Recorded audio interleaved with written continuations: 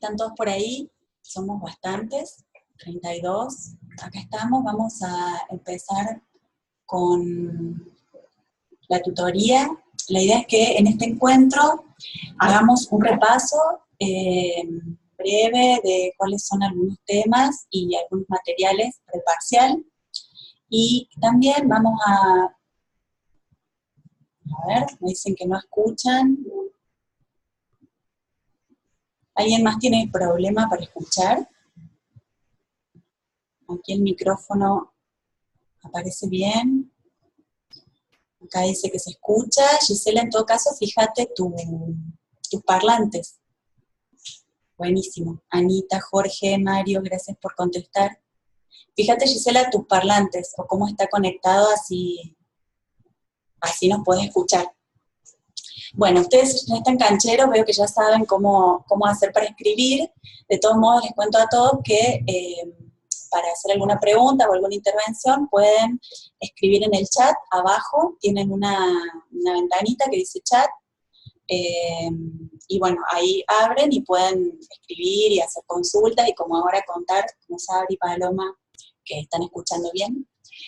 O alguna pregunta, alguna intervención que quieran hacer. Lo que pueden hacer también es pedir la palabra, y entonces tienen una opción, si ustedes hacen clic en chat, les va a aparecer al lado una ventanita con todos los que estamos participando en la tutoría, y ahí tienen una manito que les permite pedir la palabra. Y bueno, pueden, si quieren hacer alguna pregunta en voz, no en chat. Si hacen una pregunta en el chat, yo la leo y contesto, y si no, también, si ustedes la quieren preguntar con su propia voz, lo pueden hacer, piden la palabra y levantan la mano, y yo les doy la palabra, y entonces hacen la pregunta. De todos modos, vamos a hacer al final, vamos a dejar unos minutitos para que hagamos las preguntas que necesiten hacer. Bueno, a ver, tenemos alguna gente con problemas de escucha. Les pido que revisen sus parlantes, porque debe ser un problema del parlante de la compu de ustedes, donde están escuchando y cómo, porque es activar el audio. Muy bien, muchas gracias. Qué bien, tenemos descentralizado el tema de los técnicos. Buenísimo. Eso, prueben a activar el audio, ustedes. También estaría bueno que si alguno se anima, pongan su camarita, así yo los veo también. De algunos veo las fotos, pero bueno, si se animan, yo sé que están ahí con el mate, el pijama y esas cosas, pero traten de mostrarse. Bueno, buenísimo. Bueno, la primera cosa que les recuerdo, ustedes ya lo deben saber, pero el parcial es el 3 de mayo, es el viernes que viene, el viernes 3, a las 15 horas en el aula I. Ahí nos encontramos para el parcial. De todos modos, ustedes tienen esa fecha en el calendario del aula virtual. Muy bien, Sabri. Hola, Sabri. Ahí la estamos viendo. Buenísimo. Ese día, entonces, es el parcial. Acuérdense que en el calendario ustedes pueden ver las fechas y los datos de todos nuestros encuentros. Las tutorías, los parciales y también los horarios de consulta. Bueno, vamos a empezar un poco con un repaso sobre cuáles son los principales temas del primer parcial. Les voy a mostrar, si me dan un minutito, porque yo, vamos a ver primero en el aula virtual.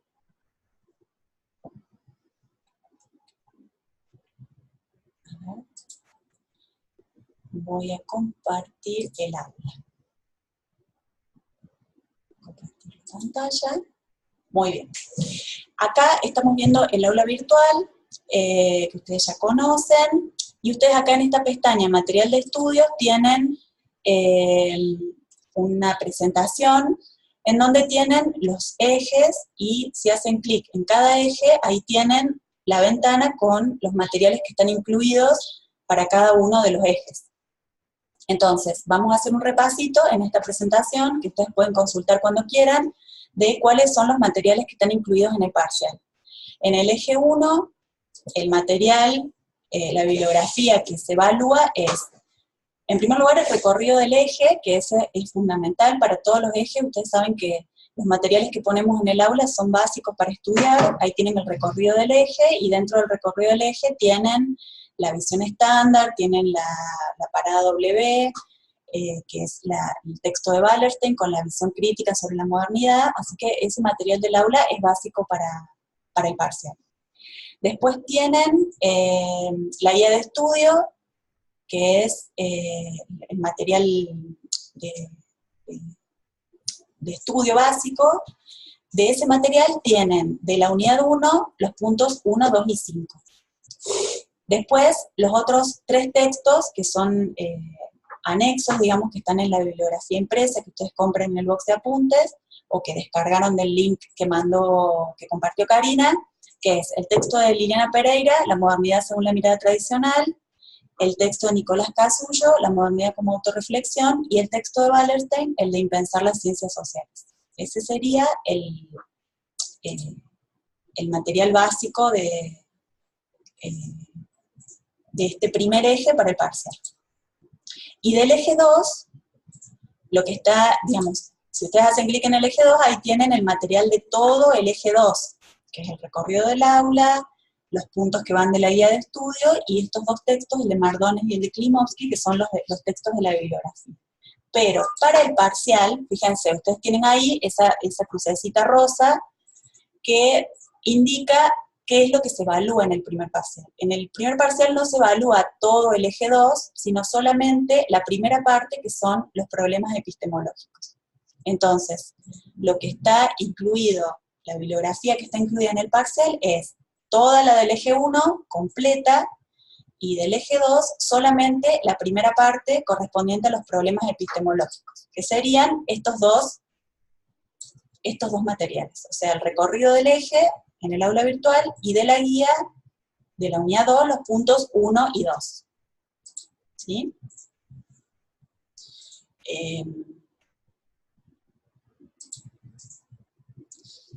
Vamos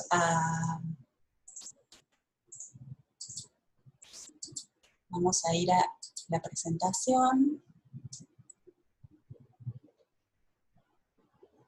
Dame un minutito.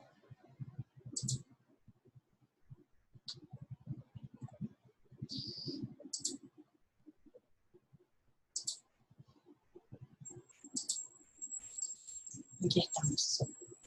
Entonces, para el primer parcial tenemos en el eje 1, el recorrido del eje, los puntos 1, 2 y 5 de la unidad 1 de la guía, y los textos de Pereira, Casullo y Wallerstein. Y para el eje 2, solo para problemas y debates epistemológicos, de nuevo, el recorrido del eje y de la guía de estudio, los puntos 1 y 2 de la unidad 2 de la guía de estudios.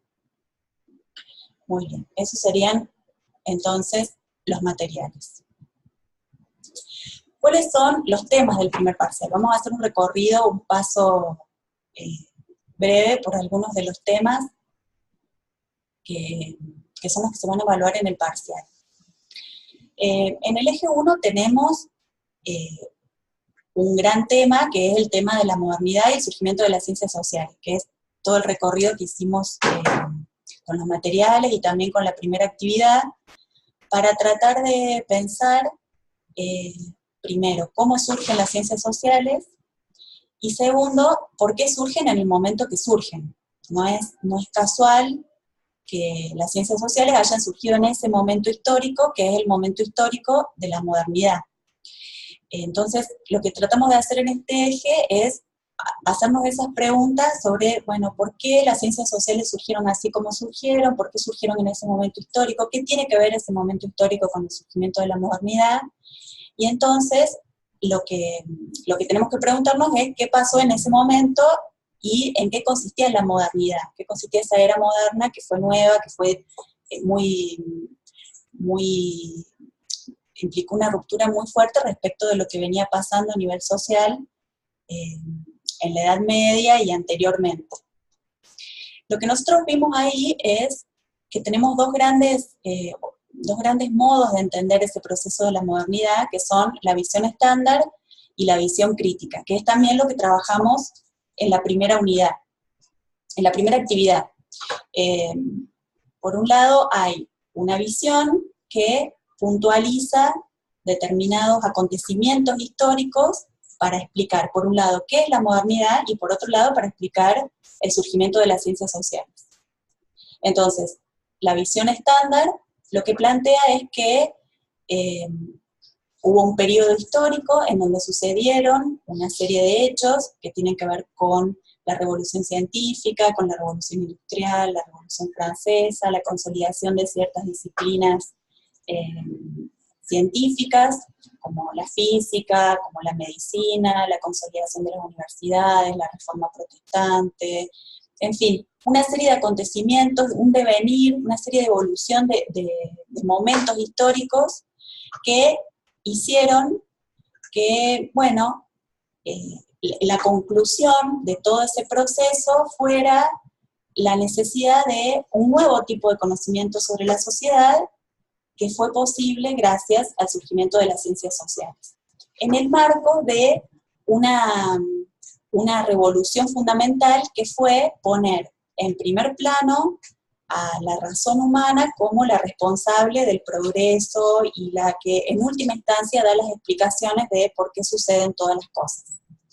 Hasta ese momento, hasta el periodo de la modernidad, históricamente, la respuesta a los procesos sociales, la respuesta a los fenómenos sociales, lo que en última instancia explicaba la vida era el fundamento teológico, es decir, basado en una razón más divina, podríamos decir, no tanto basado en la razón humana, sino en cómo fuerzas externas que tenían que ver con la intervención divina hacían posible la vida en la sociedad, desde el mismo gobierno, porque bueno, las monarquías divinas, la idea era que el monarca recibía su poder de Dios y a partir de ahí ejercía su reinado, y entonces podía hacer lo que quería porque recibía ese poder divino, hasta otro tipo de explicaciones vinculados con, por ejemplo, el funcionamiento del cuerpo humano. Bueno, todo se explicaba a partir de un fundamento que tenía su origen en una cuestión religiosa. La modernidad rompe con esa idea y entonces propone una nueva manera de explicar las cosas. Más que apelando a una razón divina, tratando de buscar un fundamento en la razón humana, ¿no? Somos nosotros los que tenemos una capacidad de pensar, una capacidad de razonar, una capacidad de encontrar respuestas a los problemas sociales, respuestas a las situaciones que pasan en la sociedad, respuestas a la forma de gobernarnos, y nosotros a través de la razón somos lo que podemos, de alguna manera, lograr nuestro propio progreso. Eso es un poco también lo que plantea el texto de Casullo, que si ya lo leyeron habrán visto que él toma mucho esta cuestión de la cosmovisión, ¿no? Es decir, bueno, la cosmovisión es una manera de pensar, es un modo de razonar y de explicar y de entender el mundo que nos rodea. Entonces, la modernidad lo que hizo fue traer esa nueva cosmovisión, ¿no? Esa idea de que, en última instancia, son los hombres, a través de su capacidad intelectual, los que pueden generar su propio progreso y los que pueden evolucionar, digamos, en un sentido de ir generando sociedades mejores, más avanzadas y más evolucionadas. Entonces, pensando en esa cosmovisión como característica de la modernidad, se fueron dando también todos estos acontecimientos históricos que la visión estándar considera, ¿no? Bueno, la razón humana hizo posible que se fueran desenvolviendo las ciencias, que la física hiciera los descubrimientos, fuera avanzando en los descubrimientos científicos, la medicina fuera encontrando razones más biológicas del funcionamiento del cuerpo humano y tratando de explicar cómo funciona el cuerpo humano, que se produjeran los fenómenos sociales que generaron revoluciones y cambios, la misma revolución francesa, la misma revolución industrial, así todo eso fue posible gracias a esa consolidación de la razón humana.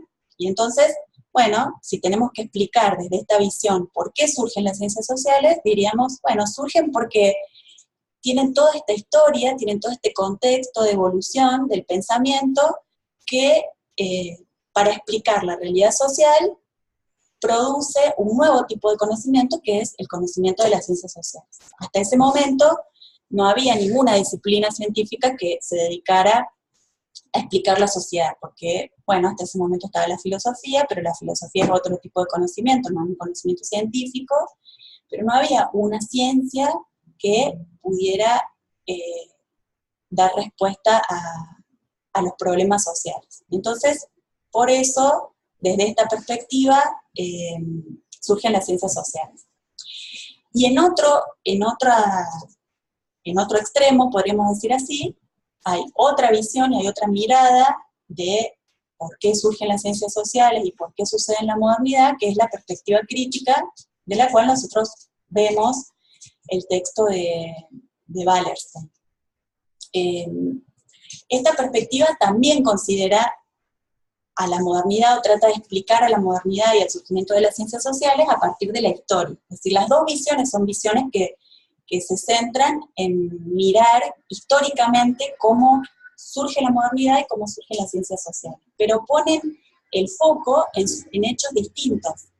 La visión estándar focaliza algunos acontecimientos puntuales y los va pensando como un devenir, ¿no? Como decir, bueno, primero pasó esto y gracias a que pasó esto otro, ¿no? Bueno, primero se fueron consolidando las ciencias físicas, las ciencias de la naturaleza, y después con ese modelo de la ciencia de la naturaleza aparecieron las ciencias sociales y siguieron ese modelo científico, o sea, en una idea de un recorrido histórico. Lo que hace Wallerstein es, y desde la visión crítica, tratar de centrarse en otros acontecimientos históricos que para él son los que ayudan a explicar el porqué de la modernidad y el porqué del surgimiento de las ciencias sociales. Y entonces toma como acontecimientos los acontecimientos más conflictivos, ¿no? En lugar de mirarlo en términos de, bueno, una evolución bastante tranquila, él toma los hechos que implicaron un quiebre muy fuerte y que generaron un conflicto en la sociedad. Entonces, por ejemplo, parte de la Revolución Francesa, de la Revolución Haitiana, de sucesos históricos que generaron un conflicto y que, como todo conflicto, empezó a generar preguntas, ¿no? Ese conflicto propio de la Revolución Francesa y propio de las primeras revoluciones, empezaron a instalar la idea de que, bueno, había un germen de cambio social que estaba en la sociedad y que podía empezar a manifestarse con más frecuencia. Hasta ese momento no había habido ninguna revolución social que hubiera tenido tanto impacto como la Revolución Francesa. Lo que hace ese hecho es mostrar que, bueno, es posible que un malestar social se transforme en una revolución y pueda generar un cambio tan grande, incluso a nivel de estructuras del gobierno. Entonces, esa idea de que el cambio está ahí, está latente y todo el tiempo se puede manifestar, es lo que va haciendo que sea necesario poder entender eso, cómo funciona ese cambio, cómo se puede dar, qué es lo que hay que hacer frente a un proceso de cambio. Y entonces, frente a ese conflicto, frente a esa situación, aparecen distintas propuestas y distintas alternativas sobre cómo gestionar ese cambio. Y esas ideas y esas propuestas son lo que Wallerstein llama las ideologías. O sea, las ideologías, en definitiva, tienen que ver con eso, con distintas formas de entender qué es el cambio social y qué podemos hacer frente a eso, ¿no? En algunos casos, para la ideología conservadora, bueno, el cambio es una cosa que hay que tratar de evitar y hacerlo sobre todo sosteniendo las instituciones básicas de la sociedad según la ideología conservadora, mientras que para otras ideologías, como el liberalismo, bueno, el cambio es una cosa que sucede, que es inevitable, y bueno, hay que tratar de gestionarlo, y la mejor manera posible es dividir y hacer cada vez más controlables las distintas esferas de la sociedad, ¿no? Por eso esto de pensar, bueno, el mercado, el funcionamiento del mercado por una parte, el funcionamiento del Estado por otra parte, lo que tiene que ver con las relaciones sociales, ¿no? Con este decir, bueno, si yo tengo individualizados los aspectos de la realidad, los voy a poder manejar mejor para gestionar cualquier proceso de cambio social. Entonces, lo que plantea Wallerstein es que todas estas ideologías estaban en juego en ese momento histórico y que la ideología que triunfa es finalmente la ideología liberal. Entonces, a partir de ese triunfo de la ideología liberal, las las ciencias sociales que surgen siguen esa línea de pensamiento o esa idea propia de la ideología liberal. Esto de pensar a la sociedad desde ámbitos que son separados, ¿no? Entonces, bueno, aparecen algunas disciplinas de las ciencias sociales que se ocupan de estudiar específicamente lo que tiene que ver con el ámbito del Estado, otras que se ocupan específicamente de analizar lo que sucede con el ámbito del mercado, y así, ¿no? Con esta idea de compartimentos. Y fundamentalmente como un conocimiento que sirve para algo, ¿no? No es que las ciencias sociales en esta perspectiva surgen, bueno, porque en este desarrollo de la razón nos interesa conocer más sobre la realidad o abarcar distintos aspectos de la realidad. Surge con un objetivo bien definido, una cosa como esta pragmática, podríamos decir, bueno, necesitamos conocer cómo funciona la sociedad para que en caso de que todo se desmadre y que se produzca una revolución y un cambio social, podamos actuar conociendo qué características tiene la sociedad y cómo podemos actuar, ¿no? Entonces, esto planteaba Wallerstein. Por eso esta idea de la historia como conflicto, ¿no? En el origen del surgimiento de las ciencias sociales. Y bueno, las ciencias sociales surgen ahí, surgen en la modernidad, porque es en ese momento en donde aparece esta idea de que las sociedades no son estables y no se mantienen siempre igual a lo largo del tiempo. Van a cambiar, aparece la posibilidad del cambio, y bueno, y ante ese cambio, las ciencias nos pueden ayudar como una disciplina para actuar en el caso de las revoluciones y de los procesos que generan cambios completos en una sociedad. Esa es como la gran discusión con relación al surgimiento de las ciencias sociales, ¿no? Lo trabajaron, los que hicieron la primera actividad, lo trabajaron cuando pensaron las pistas para definir una u otra visión, y bueno, y en algunos casos había algunos trabajos que se centraban más en esto, en mirar las cuestiones del conocimiento, las características del conocimiento, y otros que se centraban más en cuestiones que tenían que ver con los procesos históricos, y de cualquiera de estas perspectivas podemos comparar esas visiones, ¿no? Esto de, bueno, que, por ejemplo, podríamos preguntarnos qué función tiene el conocimiento científico para las dos visiones. Y bueno, en un caso, para la visión estándar, el conocimiento científico tiene una función de ampliar los límites del conocimiento y del saber humano, ¿no? Es decir, de mostrar también cuáles son las capacidades que tenemos para conocer la realidad y para actuar en esa realidad, mientras que para la visión crítica el conocimiento tiene una finalidad bien instrumental, ¿no? Es decir, bueno, es un conocimiento para el poder, en definitiva, es un conocimiento para que quienes gobiernan, quienes conducen a la sociedad puedan tomar decisiones. Podemos también pensar esto de, bueno, cuáles son los acontecimientos en los que hacen pie las dos miradas.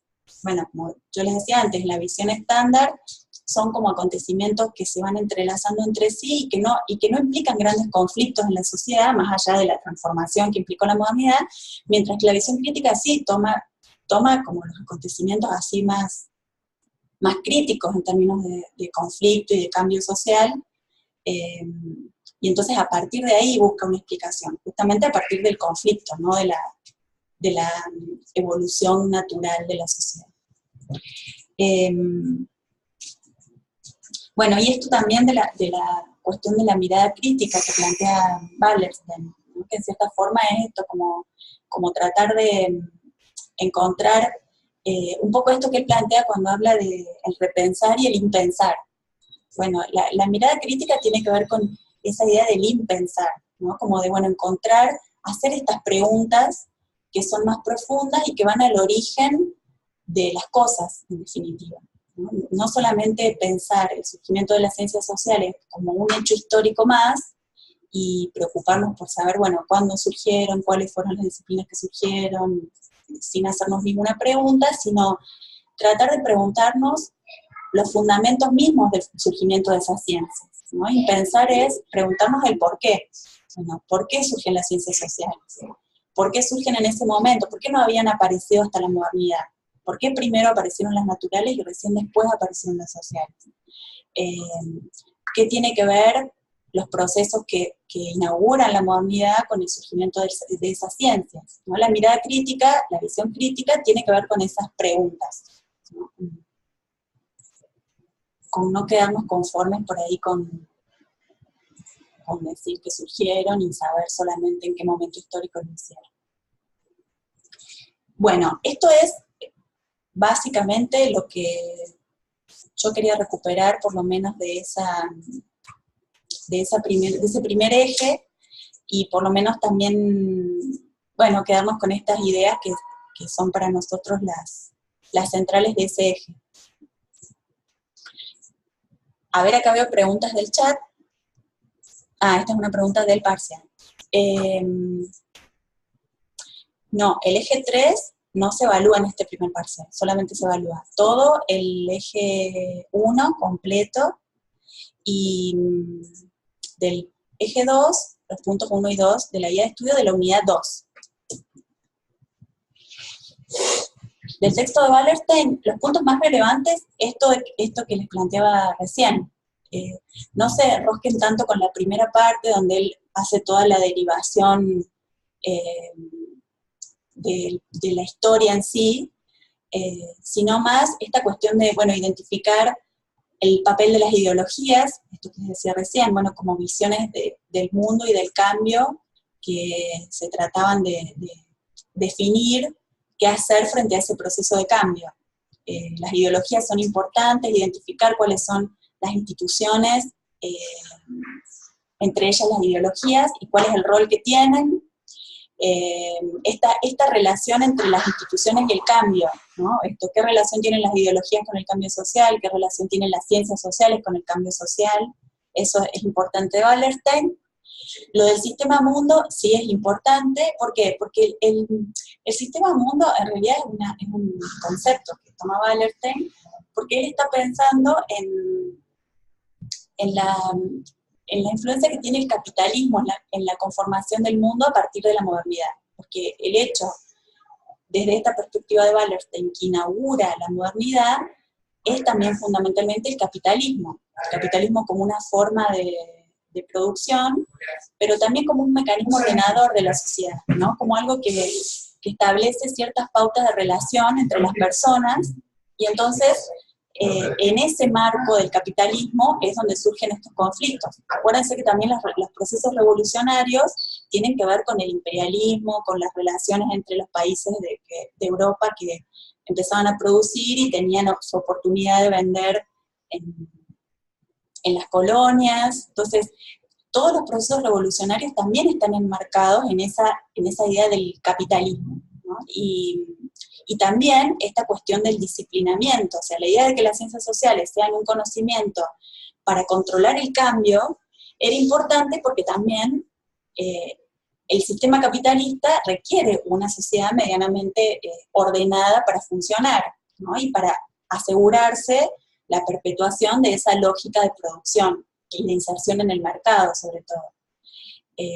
Entonces a eso también, o por lo menos desde esa perspectiva, nos interesa pensar esto del sistema mundo, ¿no? O sea, cómo el capitalismo es un modo de producción que estructura las relaciones entre los países en el mundo. Podemos pensar entre las colonias y los imperios, digamos, pero también después del sistema colonial y también dentro de la sociedad, ¿no? El capitalismo impone una disciplina, y en el marco de esos conflictos dentro del capitalismo es donde, bueno, entran a jugar las ideologías. Por eso también gana la ideología liberal, gana entre comillas, ¿no?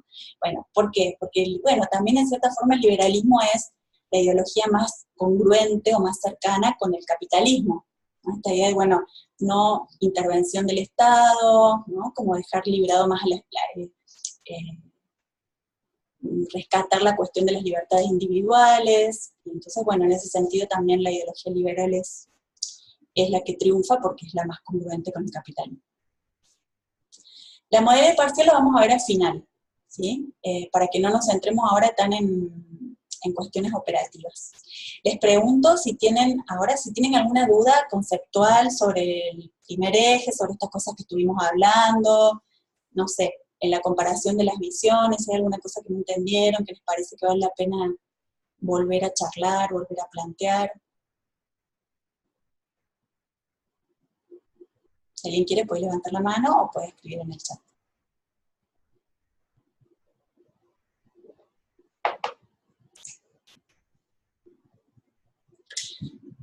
¡Oh, qué bueno! Gracias. Gracias, G. Que no veo, pero muchas gracias. Qué bueno. Bueno, esto es como en clase, ¿no? Esto es así, ¿no? Cuando se hace silencio. Bueno, entonces vamos a seguir con el eje 2. Acá Sabri pregunta, ¿es decir que la modernidad surge de la visión estándar? Acá tenemos dos preguntas, momento, todavía no nos vamos al eje 2. ¿Es decir que la modernidad surge de la visión estándar?, pregunta Sabri. La modernidad es un proceso histórico que es independiente de la visión con que nosotros lo miremos. Es como si nosotros dijéramos, bueno, el descubrimiento de América. Sobre el descubrimiento de América hay un montón de posiciones. Ustedes la habrán estudiado en la escuela incluso, ¿no? Cuando estudiamos historia. Bueno, hay una mirada que habla de progreso, llegó la civilización al continente y el descubrimiento de América permitió civilizar a los bárbaros. Esa es una visión. Hay otra visión que dice, bueno, significó el exterminio de las poblaciones originarias, un saqueo, o sea, hay un hecho histórico objetivo, por decirlo de algún modo, y sobre ese hecho, distintas lecturas o distintas visiones. Lo que nosotros estamos estudiando en este eje es algo así. Nosotros decimos, bueno, la modernidad es un suceso histórico que surge a raíz de una serie de cambios que fueron muy importantes en la sociedad. La Revolución Francesa, la Revolución Industrial, el surgimiento del capitalismo, las reformas en la iglesia, la reforma protestante. Esos hechos generan ese suceso histórico que es la modernidad. Sobre la modernidad hay muchas lecturas o muchas visiones, ¿no? Visiones que la ven como algo positivo, que la ven como algo negativo, visiones que se centran en lo económico, en lo político, en lo cultural. Entonces, sobre ese hecho histórico que es la modernidad, nosotros elegimos, seleccionamos, ver estas dos visiones que son contrapuestas, en cierta forma. Más que contrapuestas, son complementarias, digamos, ¿no? Entonces, por un lado, la visión estándar, que se centra en cuestiones que tienen que ver más con avances progresivos de la ciencia, del conocimiento, de los descubrimientos, con esta idea de progreso, sin darle tanta importancia al conflicto o al papel instrumental que tiene el conocimiento, y otra mirada sobre la modernidad, que es la visión crítica, que trata de entender a la modernidad desde esa perspectiva del conflicto, ¿no? Cómo esos sucesos revolucionarios lo que hicieron fue generar un nuevo miedo, por decirlo así, ¿no? Este miedo al cambio, este miedo a la revolución, y a partir de ese miedo, de ese temor de los poderes establecidos, de quienes gobernaban a la sociedad, bueno, pensar cómo el conocimiento nos puede servir para protegernos de algún modo de esos procesos revolucionarios. Esa sería un poco la idea, ¿no? O sea, la modernidad como un hecho histórico y dos visiones, la estándar y la crítica, que nos dan distintas miradas sobre ese hecho histórico. Esa sería la relación entre ellos. Exacto, tomo la pregunta de Cintia. A partir de la modernidad surgen las ciencias sociales, ¿sí? Las ciencias sociales surgen en la modernidad, ¿no? Y las dos visiones dan una respuesta sobre eso. ¿Por qué surgen en la modernidad? Bueno, surgen en la modernidad, dice la visión estándar, porque en la modernidad es donde se da, gracias al avance de la razón humana, el gran avance del descubrimiento científico y estos cambios en la sociedad, la revolución industrial que genera muchos conflictos, digamos, genera muchas cosas nuevas en la sociedad. Por ejemplo, ustedes piensen, si vieron o leyeron, no, ustedes son muy jóvenes, pero no sé, las películas estas de, no sé, Sherlock Holmes, David Copperfield, todas esas historias que muestran Londres, Europa, sombría, mucha gente en las calles, ciudades que van creciendo de pronto, gente que vivía en el campo y se traslada a las ciudades para empezar a trabajar en las fábricas, pero sin tener un lugar donde vivir, las primeras epidemias, porque había mucha aglomeración de gente en las ciudades y no había un sistema sanitario adecuado. Bueno, la revolución industrial, por decir algo, generó muchos cambios en la sociedad, ¿no? Generó ese proceso de urbanización, esos nuevos problemas, y no había ningún conocimiento para explicar eso, ¿no? Entonces, la visión estándar dice, sí, las ciencias sociales surgen en la modernidad porque suceden todas estas cosas y el conocimiento va dando respuestas a esto. Y la visión crítica dice, sí, surge en la modernidad porque en la modernidad es donde aparece esta sensación, digamos, más que una sensación, esta idea de la posibilidad de el conflicto a partir de la consolidación del capitalismo como un sistema mundo, como un sistema mundial.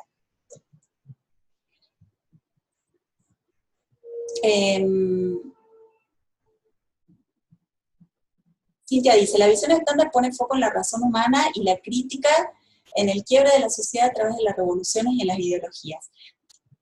Sí, algo así. La visión estándar pone más énfasis en esta idea de la evolución de la razón para el avance del conocimiento. La visión crítica no desconoce la importancia de la razón humana, pero pone el foco más en la cuestión de el conflicto como el punto que genera ese surgimiento de un conocimiento para actuar, ¿no? Algo así.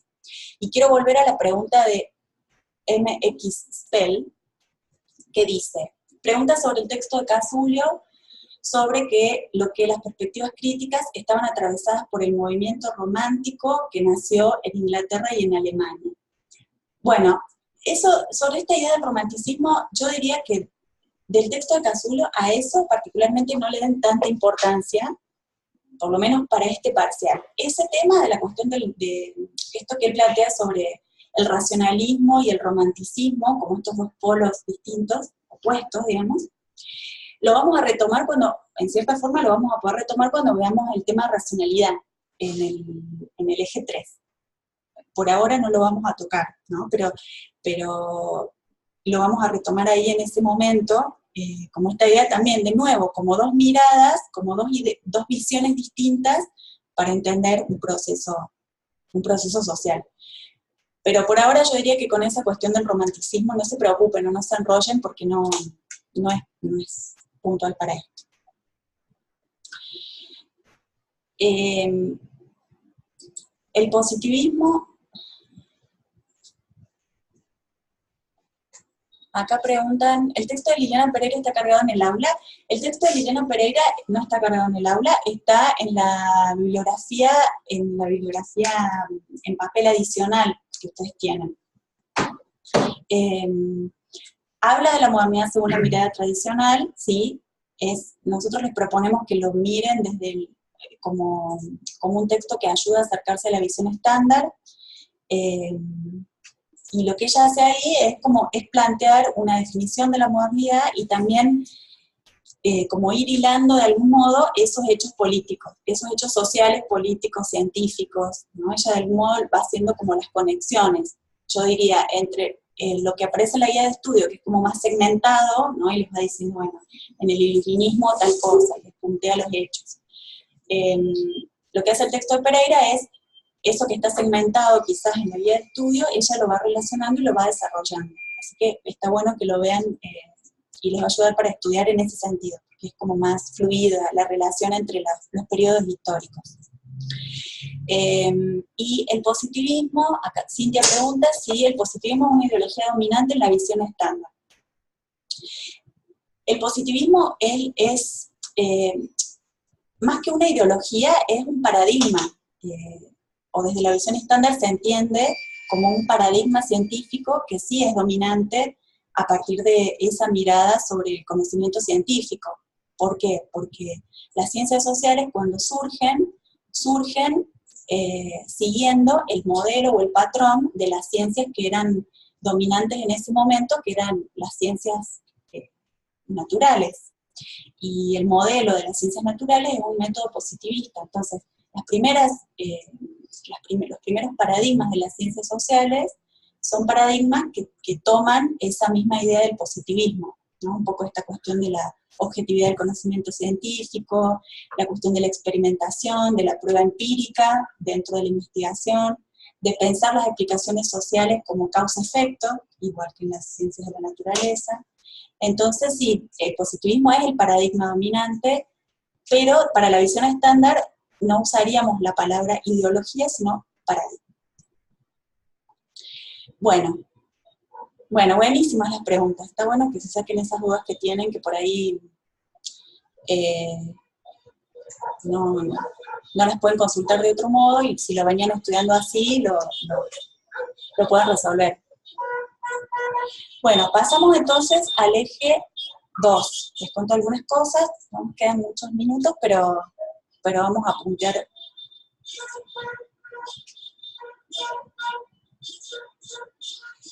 Ahora vamos a ver un poco más sobre eso, porque en el eje 2, les estoy hablando con Cintia, que pregunta, entiendo que el positivismo no acepta el conocimiento desde la experiencia.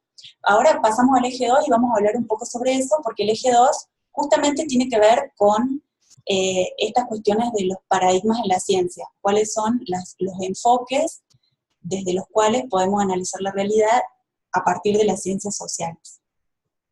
Así que les propongo que veamos algunas cositas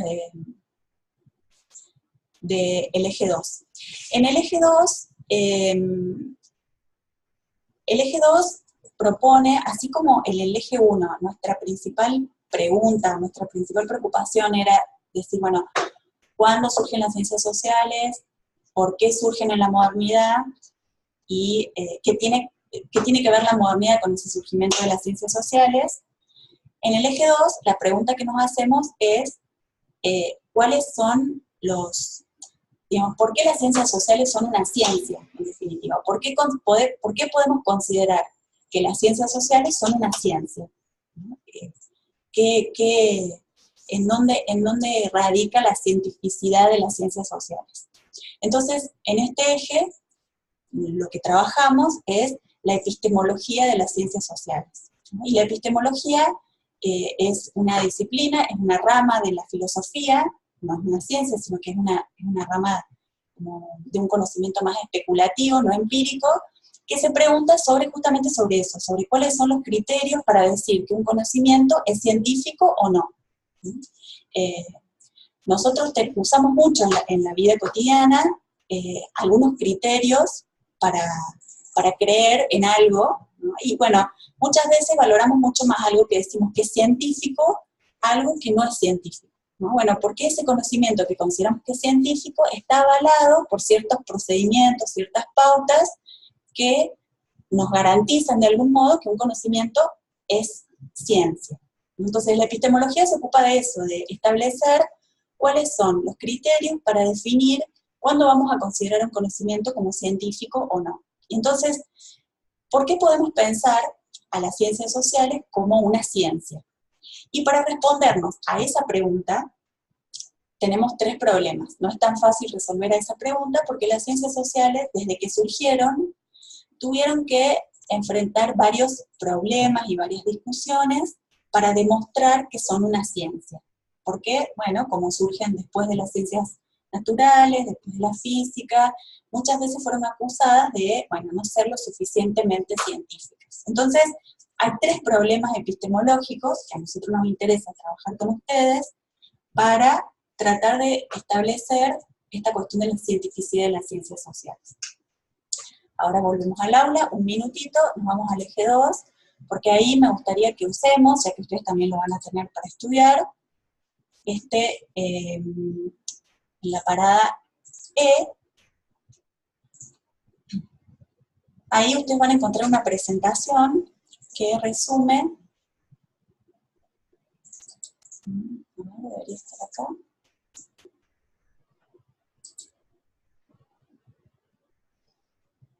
A ver, un minutito.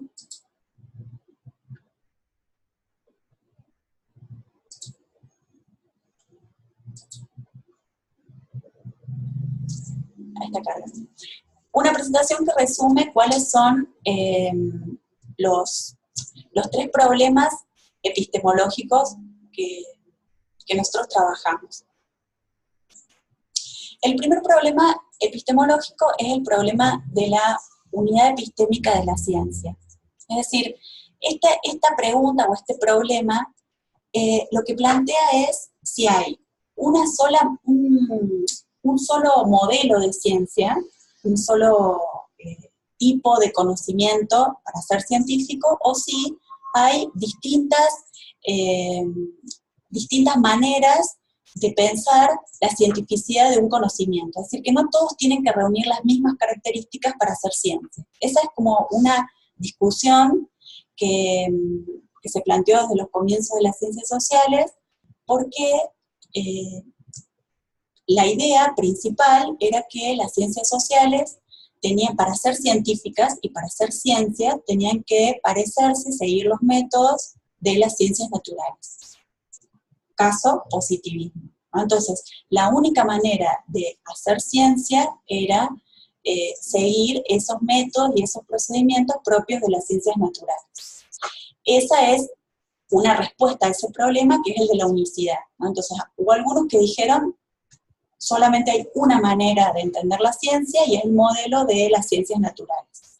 Toda ciencia que no siga los métodos y los procedimientos de las ciencias naturales no es ciencia. Entonces, bueno, si las ciencias sociales quieren ser ciencias, tienen que usar nuestro método, que básicamente es el método positivista, y que se basa en algunos principios que están vinculados con la neutralidad valorativa, esto de que no están incluidos al momento de investigar los prejuicios, los sentimientos, las ideas, los preconceptos que tiene el investigador, sino que la ciencia es neutral, no interviene en ese tipo de ideas, digamos, que no son puramente conceptuales. Esta idea de lo empírico, de la experimentación, de que si yo quiero algo que es científico, tiene que tener una prueba empírica en la realidad, ¿sí? No puede ser algo solamente especulativo, que esté en mi cabeza, que es una reflexión, sino que yo tengo que tener una base empírica que pruebe eso que yo digo, para que sea científico, según el positivismo.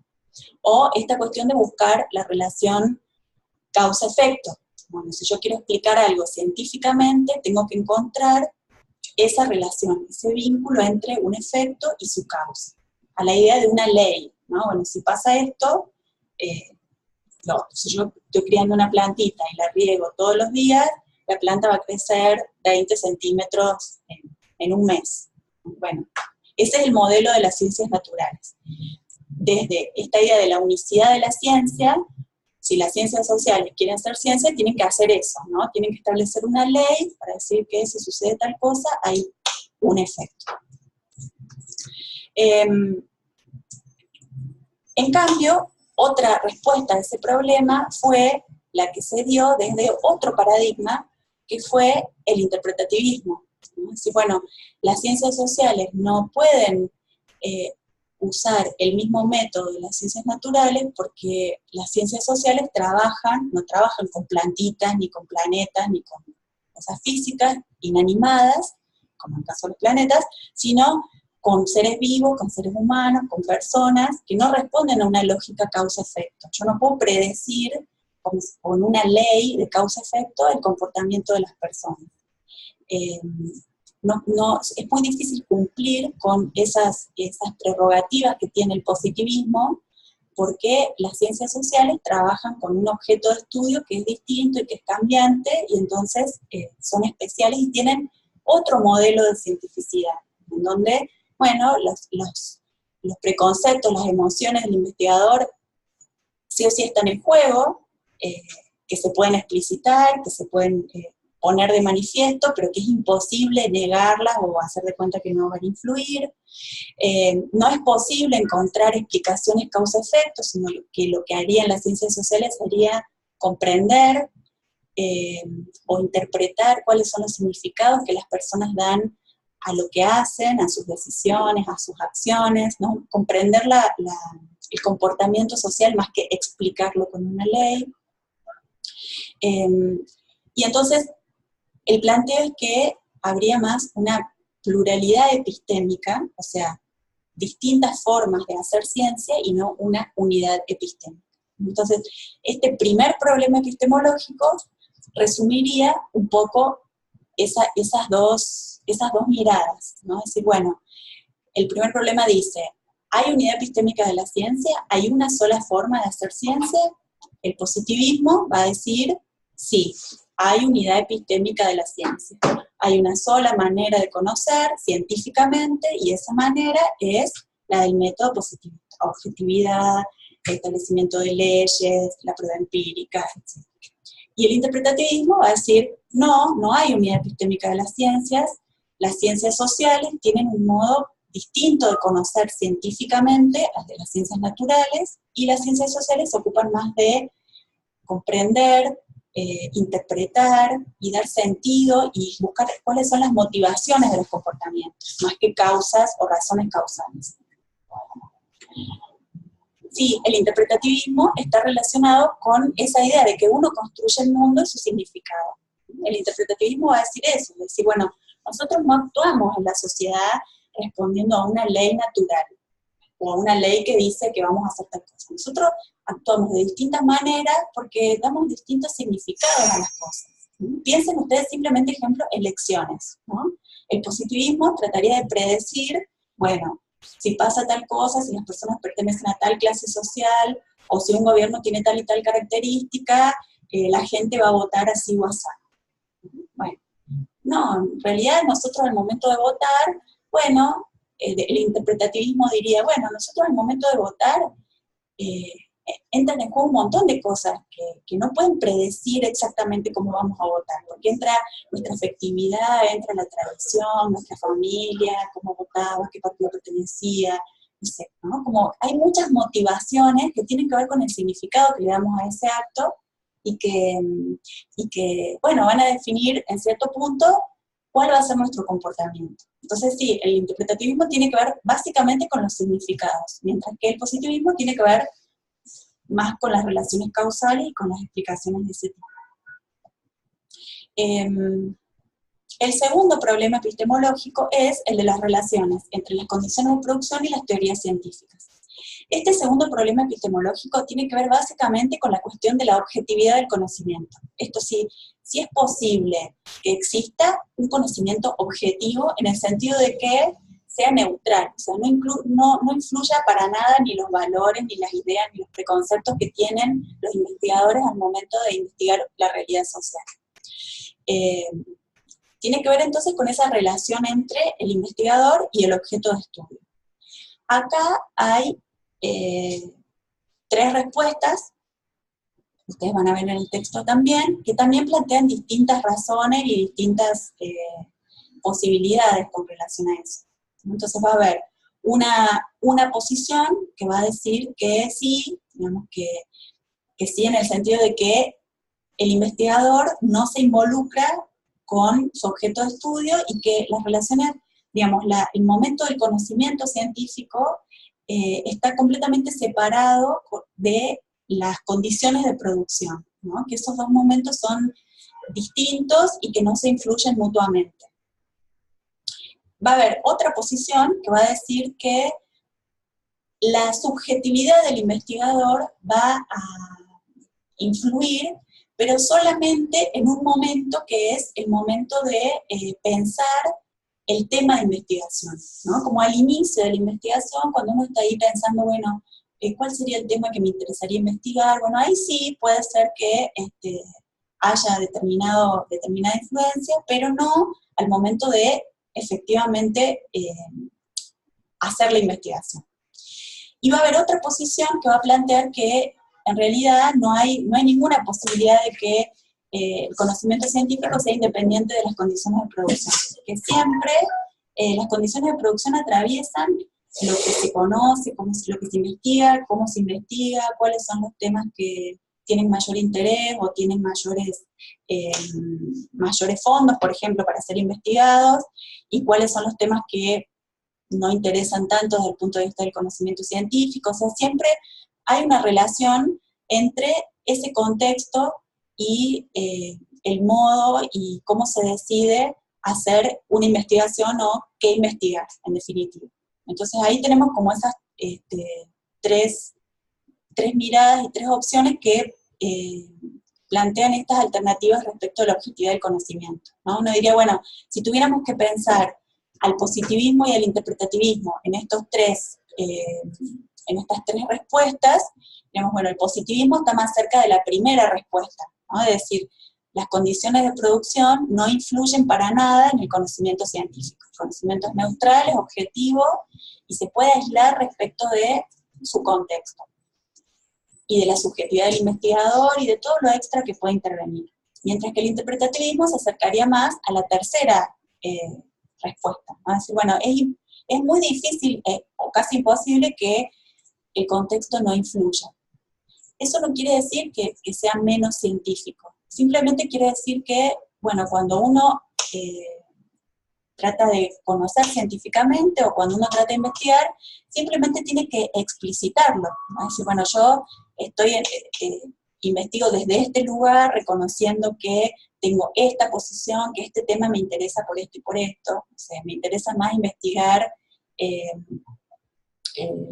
los comportamientos electorales porque, no sé, tengo una trayectoria de investigación en este tema, o porque siempre estuve más ligada a los partidos políticos, porque tratar de explicitar los por qué y cuáles son esas razones más subjetivas que a mí me llevan a querer investigar una cosa, sí, y otra no, ¿no? Entonces, esto que plantea el positivismo de que si hay cuestiones que influyen en la investigación, ya no es ciencia, bueno, el interpretativismo diría no es tan así. Sigue siendo científico siempre y cuando yo sea honesto y explicite cuáles son mis preconceptos respecto de ese tema de investigación.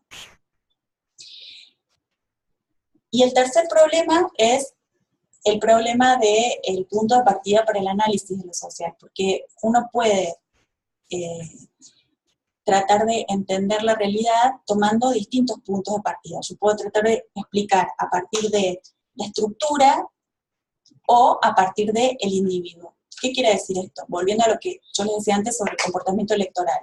Por ejemplo, a mí me puede interesar investigar el comportamiento electoral, pero puedo tomar como punto de partida el análisis del sistema de partidos, ¿no? Entonces, bueno, analizo cómo están conformados los sistemas de partidos en Argentina, cómo ha sido históricamente la conformación de los sistemas de partidos, el bipartidismo, durante muchísimo tiempo peronismo radicales, y cómo eso fue cambiando a lo largo del tiempo, y cómo esa evolución en el sistema de partidos puede ayudar a explicar que los votantes hayan votado así o así.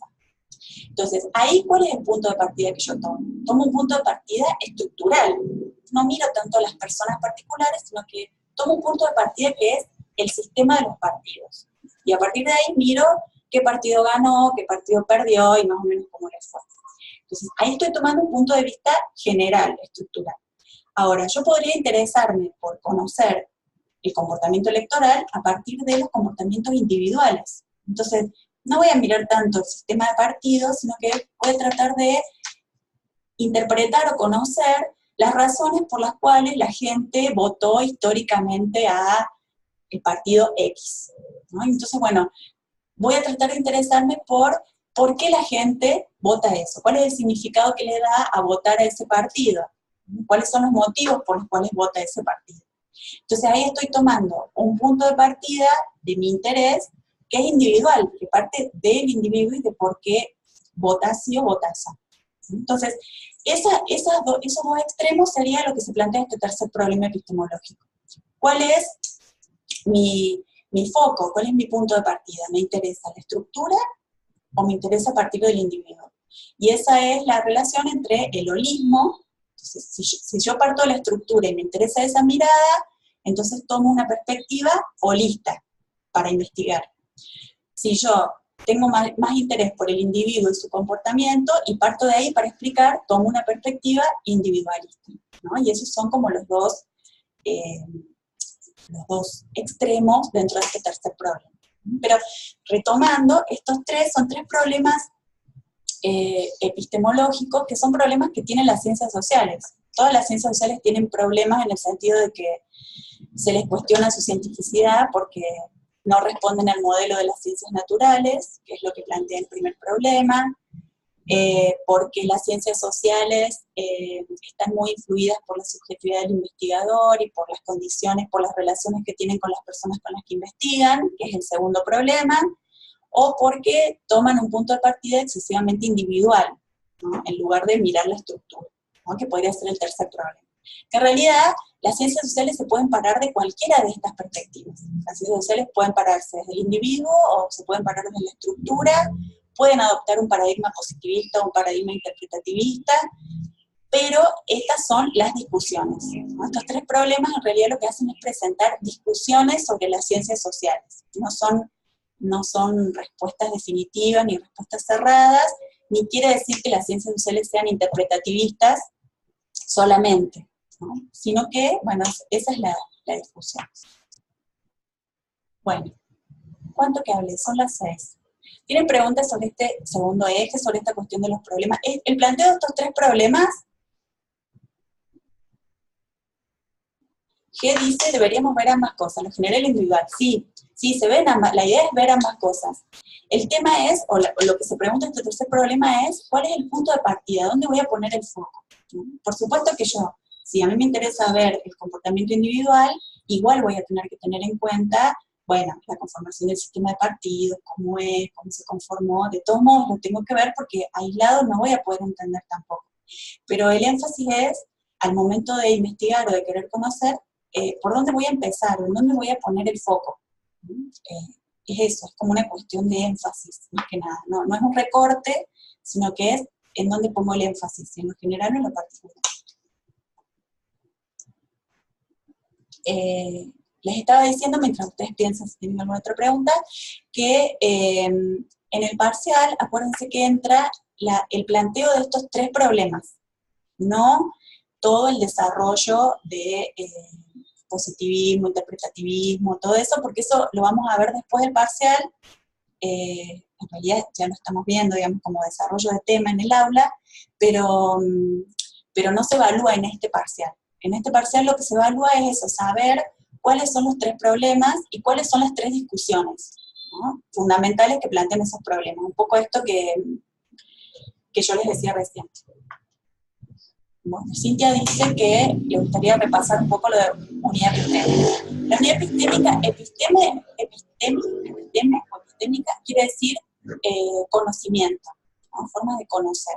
Entonces, la unidad epistémica quiere decir eso, o ese problema se refiere a eso, si hay una sola forma de conocer o si hay más de una forma de conocer. Entonces, sobre la unidad epistémica sobre ese problema, o sobre esa discusión, hay dos respuestas. Hay más, pero nosotros simplificamos estas dos. Una respuesta que dice que sí hay unidad epistémica, o sea, sí hay una sola manera de conocer, y esa manera de conocer, que es la correcta, la que define lo científico, es la forma de conocer del positivismo. Lo que sigue el método positivista, eso es científico. Lo que no sigue el método positivista no es científico.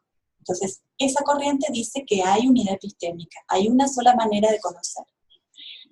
La otra respuesta es la que da el interpretativismo, que dice que hay varias maneras de conocer, que no hay una sola manera de conocer, que el positivismo no es la única manera de conocer, y que las ciencias sociales, por trabajar con lo que trabajan, que es la realidad social, no tienen por qué seguir solamente el método positivista, sino que, bueno, necesitan encontrar otras respuestas que tienen que ver con los significados, con las motivaciones. Entonces va a haber no van a seguir el método del positivismo, van a usar otro método distinto, que tiene otros procedimientos, y entonces la respuesta es, no hay unidad epistémica, hay distintas maneras de conocer.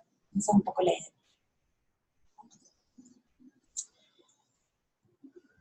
Bueno, ¿algo más? Buenísimo. Bueno, mientras, si tienen alguna preguntita más, les digo la modalidad del parcial, que algunos habían preguntado antes. El parcial tiene distintas partes. Tiene una parte de opciones múltiples, bueno, que ya saben cómo es, tienen que seleccionar las respuestas correctas. Después suele tener una parte, les digo lo que suele pasar, puede ser que tenga alguna leve modificación, porque todavía no está armado, pero suele tener esta estructura, una parte con preguntas de múltiple opción, una parte que puede ser de un verdadero o falso, puede ser un análisis de un texto, y una parte que es desarrollo.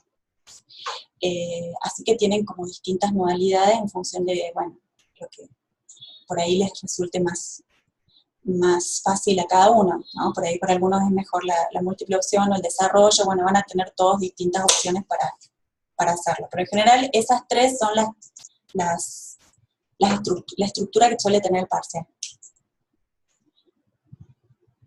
Bueno, si no hay ninguna otra pregunta, comentario, ¿no hay nada más?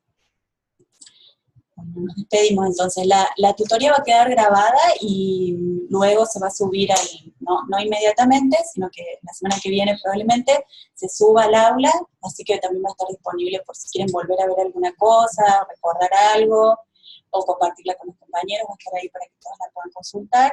Y bueno, ya saben que en la semana que viene, bueno, va a ser una semana ahí medio atípica porque tenemos en el medio el paro y el 1 de mayo, pero nos encuentran en el aula virtual o en los horarios de consulta que tengamos en los días hábiles. Bueno, gracias. Muchas gracias a todos y que anden bien. Nos vemos.